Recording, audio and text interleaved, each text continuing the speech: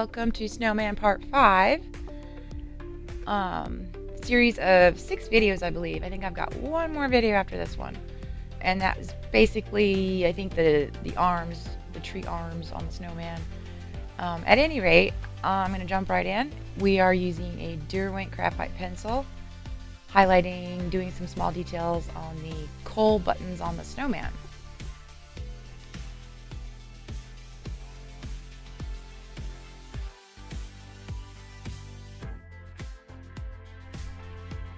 Also I've got to keep in mind that the light source for my snowman is coming from above, and as you're looking at this video, to the left.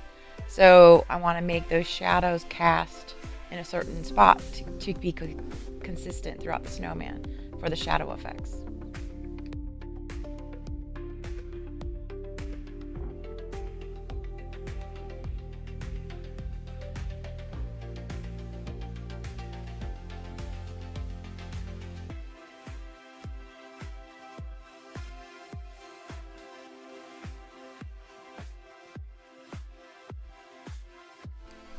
And here I'm using the graphite Derwent pencil again.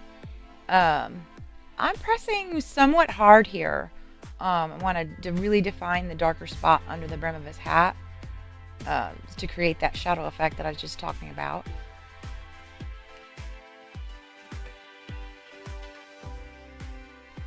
Notice how I kind of stopped about right in the middle of the hat under the brim, because I don't want that same dark under the brim on the left side of the snowman's hat, because again, that light source, I got to keep in mind where that light source is coming from.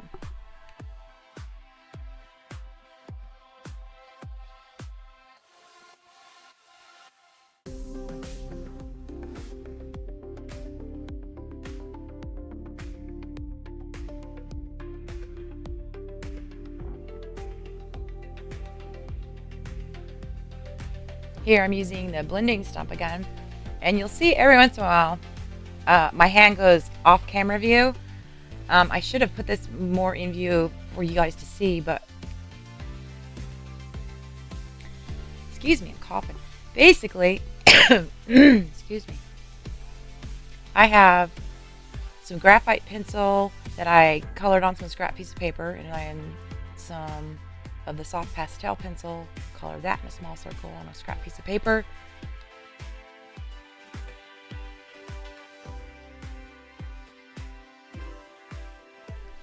I'm so sorry. Anyway, what I do is with the blending stump, I will go grab some of that graphite or soft pastel, depending on how dark I want it, and dimple that snow on the snowman.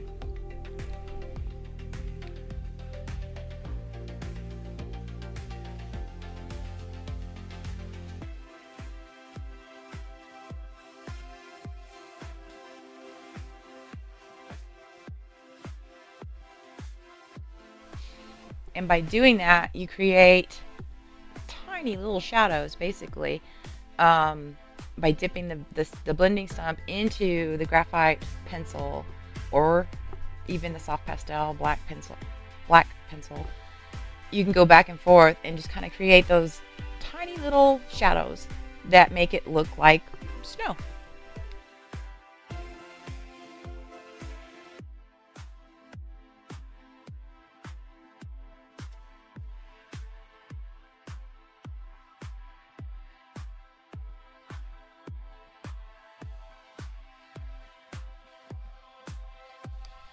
And as all my videos, you'll see under the video, in the description part of the video, that I list all the supplies I use, from paper to the blending stumps, the pencils, pan pastels. I think I did use those on the red part of the scarf, so that's in the description too. The glassine.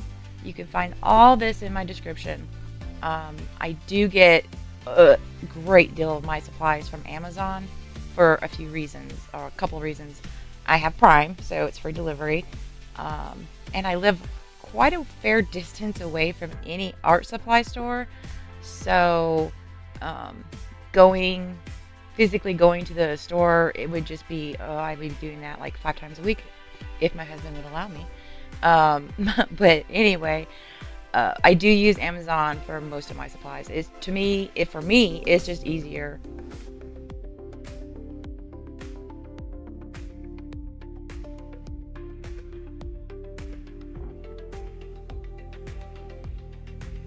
And here I'm just using that blending stump, just kind of blend that, especially the right side of the snowman, because that's where I want most of the shadow effect. And adding a little more dimples. And you'll see I don't even think I go too far over on the left with the dimples. If I do, they're really light, because again, light source.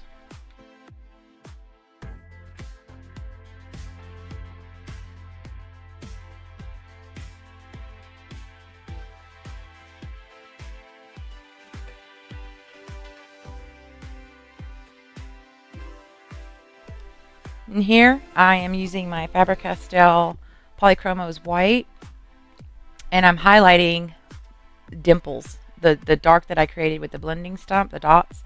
Now I'm just going in and kind of giving those little highlights. And you don't have to be perfect. I just wanted to put a few right dots, basically. It helps for that illusion that we want, that it looks three-dimensional.